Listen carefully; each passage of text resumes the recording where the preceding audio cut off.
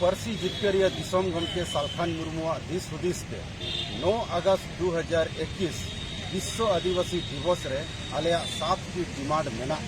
जहां दो तेहें बोकारो जिला मुख्य संयोजक सुखदेव मुर्मुआ नेतृत्व ते बोकारो डीसी मार्फत भारत राष्ट्रपति रामनाथ कोविंद चिठी सकाम ले भेजा हादिया जहां 7 की डिमांड आलिया मेना ओना को दो नोआ का एक सरना धर्म कोड लागू मा 2 झारखंड पोनत रे हिंदी सलाते संताली प्रथम राजभाषा बेना मा और हो मुंडा ग्रुप खड़िया भाषा 8वीं अनुसूची रे शामिल मा तेसार झारखंड डोमिसाइल लागू मा 4 सीएनटी एसपीटी कानून बांचा मा और वीर सिधो मुर्मू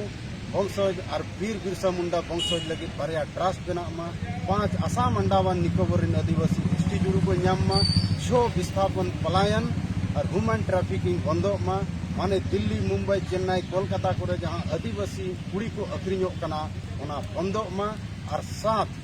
वीर सिधो मुर्मू वंशज रामेश्वर मुर्मू और पुलिस ऑफिसर रूपा तिर्की माडारा सीबीआई जांच हुआ इना